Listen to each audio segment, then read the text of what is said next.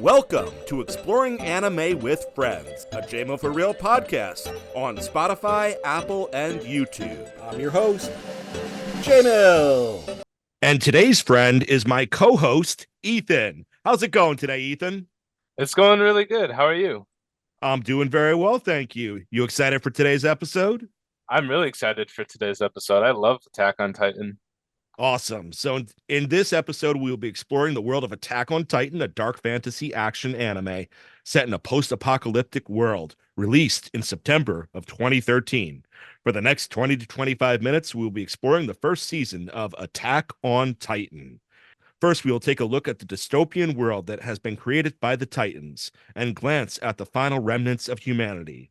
Next, we will learn more about Eren, our main character, and his two childhood friends, Mikasa and Armin. Afterwards, we'll meet some of the many other important characters of the cast, squad mates, superiors, and Titans alike. Finally, we will explore the battles and plot twists that set the stage for the overall story.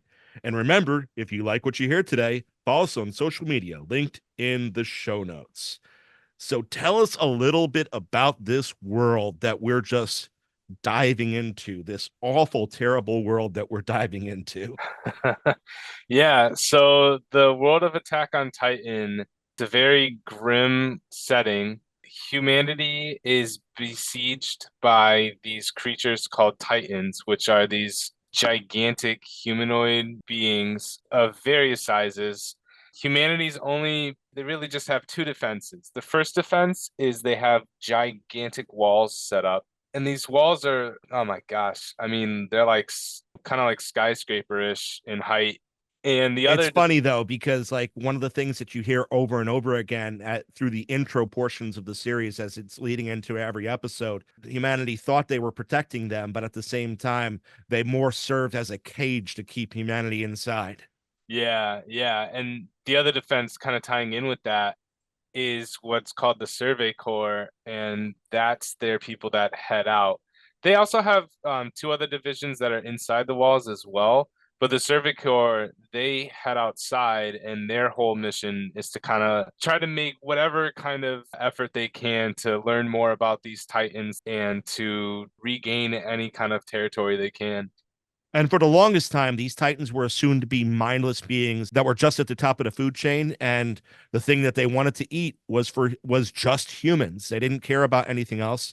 Apparently, they didn't need to eat to sustain themselves. They ate humans because, or it is believed that they ate humans because they just liked the taste of them. It's awful when you are the only food or the creature that is at the top of the food chain. Yeah, it's a very dark kind of setting. But for the longest time, the walls actually held firm. The walls were actually able to keep the Titans out until one day a different type of Titan appeared. And apparently, from this point onward, a lot of different specialized Titans appeared. The ones that couldn't be explained, the irrational ones. And the Titan that appeared this one day was a colossal Titan that stood 50 meters tall, towered above the wall, and was able to kick in the gate to allow the other Titans in. And that's the day that just kind of changed everything. And they met another type of Titan on that day, a Juggernaut Titan that was able to smash the inner gate after they got through the outer one with the Colossal Titan. And then as surely as these irregular Titans show up, they just kind of disappear once their mission is accomplished, allowing other lesser Titans to take over the first inner area inside of the first wall. And that's not the day that the whole universe changed, actually, because humanity was confined well before that point, but they had the illusion of safety with the walls in place. And now that illusion has been shattered. Pretty good summary of, the first major like turning point. Yeah. It's like a failing effort kind of thing that humanity puts up against these Titans. Like you're saying, it just culminates when they realize, like, oh, we're sending people out in the Survey Corps. We're trying to get a foothold any way we can. That's slowly just killing people. And then these two special Titans show up, and it just completely undoes any efforts the humans thought they had. Yeah, and as we are watching that opening scene happen where those two specialized titans show up, we now start to learn about our three main characters. Really, we have one main character, but he has two really close friends. So talk to us a little bit about Aaron. Yeah, so Aaron is a very like gung ho, very patriotic, I think you'd say, kind of character. There's a short training arc of him and his friends kind of just joining what's forces for Paradis, and eventually they get put into the Survey Corps. So on this day that these Titans come in, his mom is well, eventually his mom gets trapped. He watches, and again, like I said, this is a very grim anime or manga. Yeah, and he just watches his mom get, well, first she's crushed by the house that he grew up in, and then as he's carried away by one of the guards, she gets eaten, and he watches her get eaten by a titan. They set the tone very clear early on that there is no hope for humanity. And Yeah. I get it that that changes a little as it goes along, but they set the tone very clear right from the start that this is about as bad as it's going to get until final extinction happens. And when you really think about it, final extinction almost feels more merciful. So you really see that, and that really helps to mold Aaron into what he is, because now he's not just a go get what he wants. He now has gained that vengeful spirit against the Titans that he wants to just annihilate all of them. And up to this point in time, his parents have tried to keep him out of talks of joining the Scouts, the Survey Corps. They've on more than one occasion tried to deflect him from it, and they've asked his best friend Mikasa to deflect him from it too. Mikasa is his strongest, and is she's almost like a sister. It almost feels like they're destined to be together, but obviously in this world there is no destiny for humankind. That just feels right to talk about early on. At young age, Aaron actually and Mikasa kind of rescue each other because, well, frankly, Mikasa was going to be captured and sold into slavery after she witnessed her parents die in front of her. And Aaron actually saves her life from the slavers, and then in return, she saves his life from the slavers. It's just it really continues to set the dark tone, but it also cements the bond that the two of them have with each other. Anything you want to say about Mikasa as a whole? Mikasa, she's the quiet warrior type, but also it's interesting, and you kind of alluded to this. She has like a very sisterly relationship with Eren. She looks up to him greatly. It's something that pops up a lot in the series as you watch it.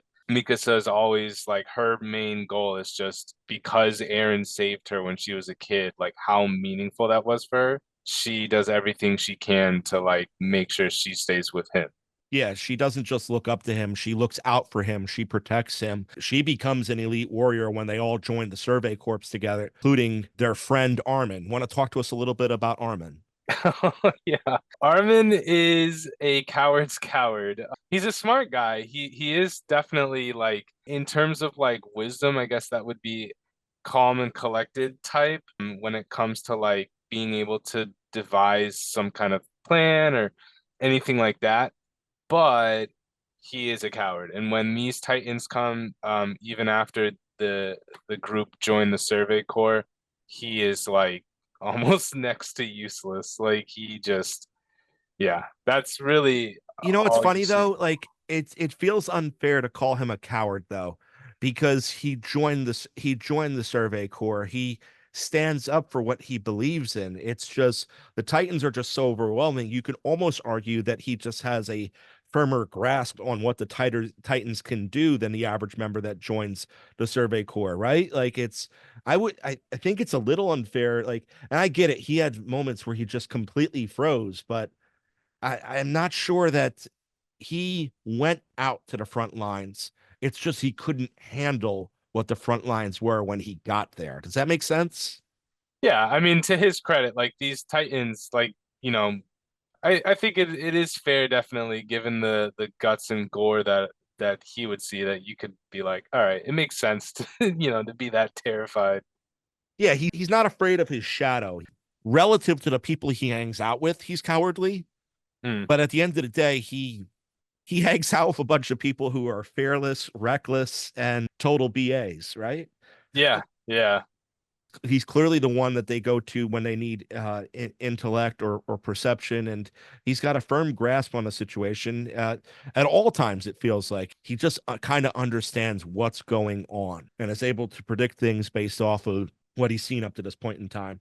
Together, the three of them sign up to be part of the military, and they go through the training together. Let's talk some about this training that the three of them go through. But first, if you like what you're hearing so far, make sure to look up Attack on Titan on Crunchyroll, home to over 1,000 simulcast and anime, both subbed and dubbed. That will be linked in the show notes. Talk to us a little about this training and some of the other characters that they meet. Yeah, so this boot camp, one of the big purposes of it is to teach the cadets how to use the main gear that the garrison uses. And so the scouts, the military police, the garrison, Service Corps, they all use what's called omnidirectional mobility gear, which is essentially kind of like Spider-Man slinging webs from his hip. I was Uh, literally about to say that. It's so Spider-Man, it's ridiculous. yeah, It's it's cool to look at too. The animation when you get to those points where you're actually watching them go around, it's the animation of Attack on Titan, It excellence. is. It really draws you in too, because the way they like animate scenes really pulls you into what's going on and really just makes you think like, man, I just I want to be like doing that. Like that'd be so cool. But yeah, so this training, so it's teaching them how to use this gear in various ways. And then yeah, it's actually I really like this part of the anime because it really kind of endears you to these characters when they introduce you to like the friends that they are regularly like around and who join their regiment. Yeah, let's And talk about a few of them really quick. Like I very briefly mentioned Reiner. Reiner is the one who's the Mikasa and Reiner are the top of the class. She is the best, but he is as good as her in almost every single area. It's just he doesn't get as much screen time as her. I think that the one that I really want to talk about the most is probably the one who paints himself as a bit of an antagonist for Aaron. You have anything to say about Jean? he's just got kind of like almost like a brotherly butting heads relationship with Aaron. Like That's a great anytime way to put it. yeah, anytime Aaron is talking with Mikasa or Armin when they're in the barracks and he's talking with them about like his training or just the situation with the Titans or how he can't, how he's looking forward to like doing what he can to like, defend humanity and the people he loves. John is just kind of poo-pooing that at every turn. Like Yeah, he's he wants to just be military police. He's doing this so that he can get on the inner parts of the wall, so that he could be the last line of defense for civilization, because he's hoping it never gets to the last line of defense. yeah. He thinks that Aaron is a complete moron for wanting to be a scout, for wanting to risk his life for the sake of it. He's kind of like, yeah, I don't have a death wish. I want to live as long as possible. That's why I'm doing this. Yeah, to him Aaron's just kind of like a dumb ideologue. And to Aaron, he's a coward who Yeah. wants to hide behind a corrupt system. Yeah. And he's not the only one. There's at least like one or two others in that boot camp that are like that's what they're aiming for. They're like, I want to be in the military police because we're in the innermost circle. And the way you end up in the military police is you have to be one of the top of the class, like, because the top of the class get to make their decisions first where they get to go, and then it trickles down from there. So it's reasonable to say that, when iron sharpens iron, and the ones that are interacting with each other the most all end up kind of being in that top of the class.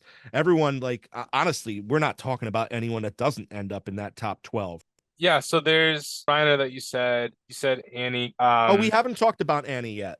Oh, okay. So Annie is, yeah, if I was to describe her, she's like Mikasa in skill, but not warm. Like Mikasa wants to protect Eren and has that attachment. Annie's just kind of devoid of that, but she's a really good fighter. That's, Devoid of all emotion. She doesn't understand why people are trying so hard in the hand-to-hand training, because it's Titans they're going against. Yeah, she's just a very cold-hearted individual. yeah. And then Connie, all I thought of with this guy was Krillin. And I don't know, like, I don't fully know why. Although he does kind of have like a bit of this like plucky attitude. Um, Connie and Sasha both feel like they're more gag lines half the time than oh yeah. than actual members of the elite. that whole scene with Sasha eating a potato, right? It was a Yeah, potato.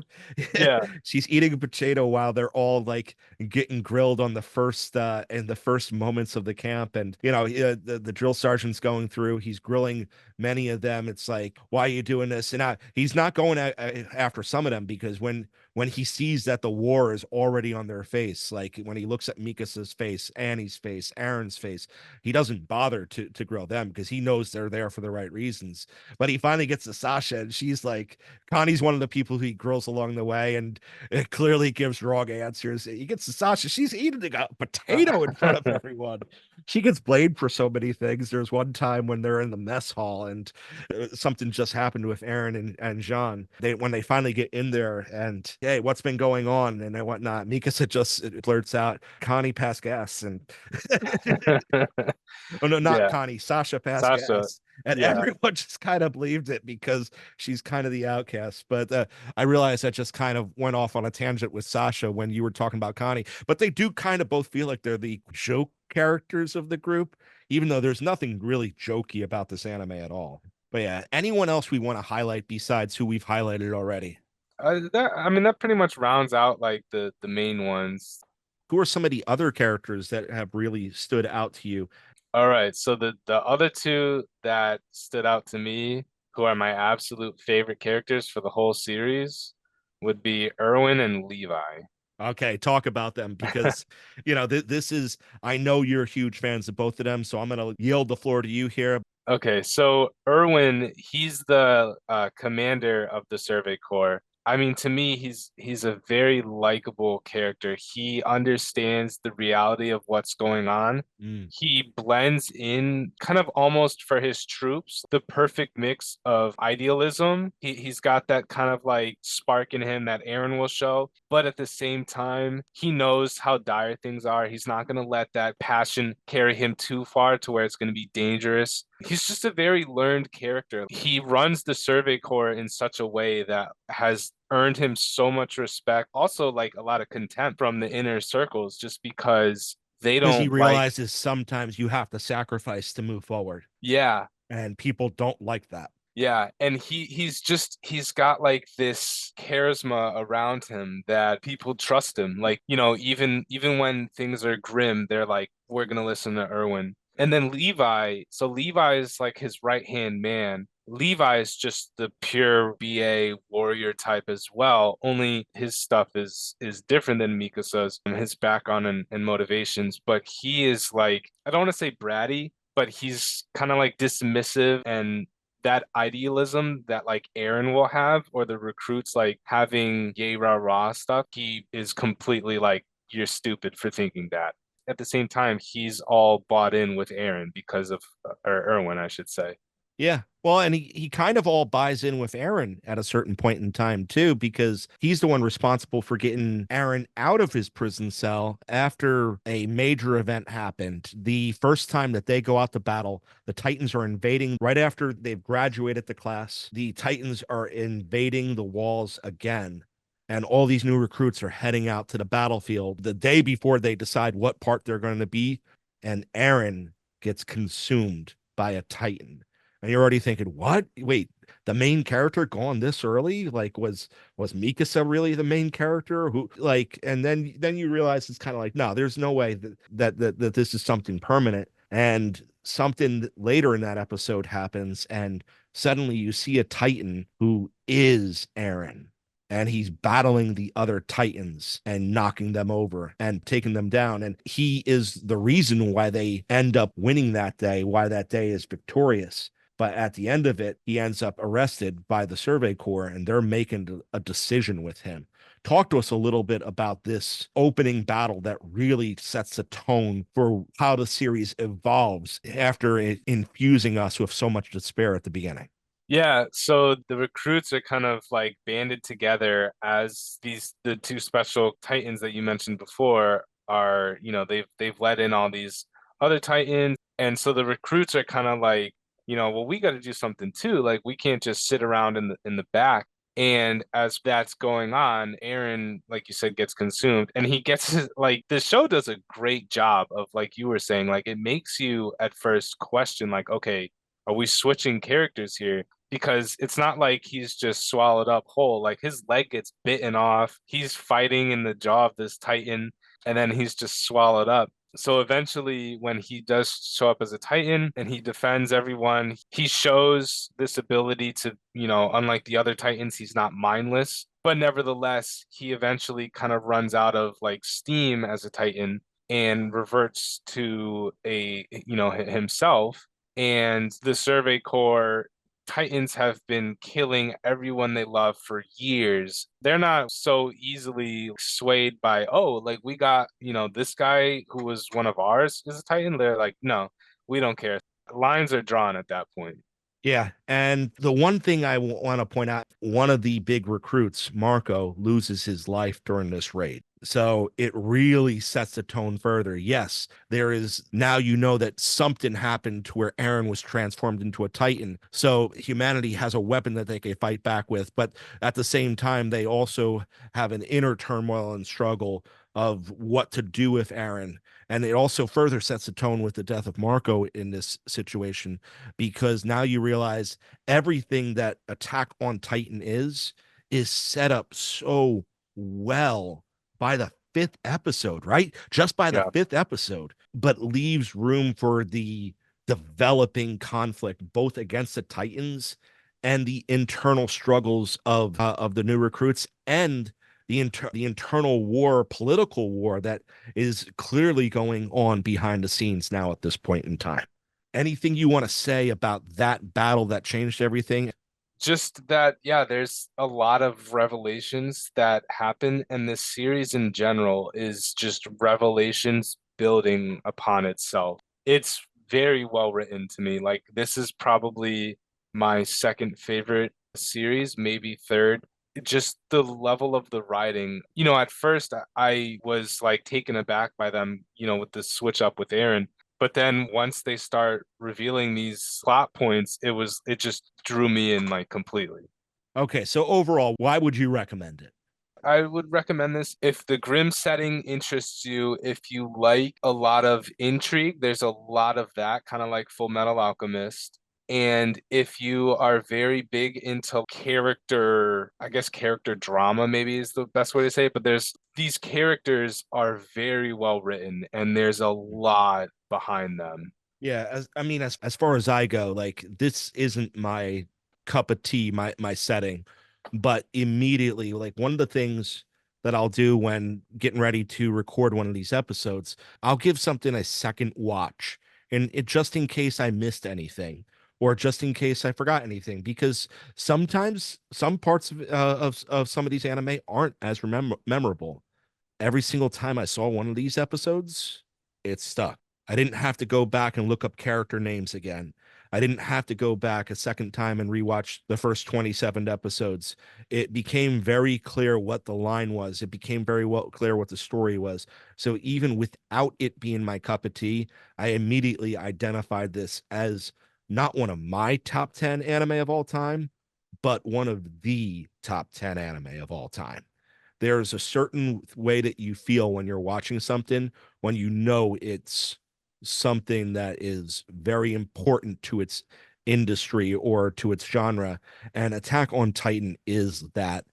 Whether the dark setting is your forte or not, whether you like it or not, this is something that if you are an anime fan, you do need to watch.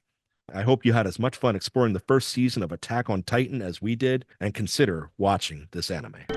So if you like what you heard today, make sure to listen to us on Apple and Spotify. All of our podcasts are there. All of the J-Mail for Real podcasts are on there. Check us out on social media and interact with us there. It is linked in the show notes. Until next time, this has been Exploring Anime with Friends, a J-Mail for Real podcast. Let's explore together.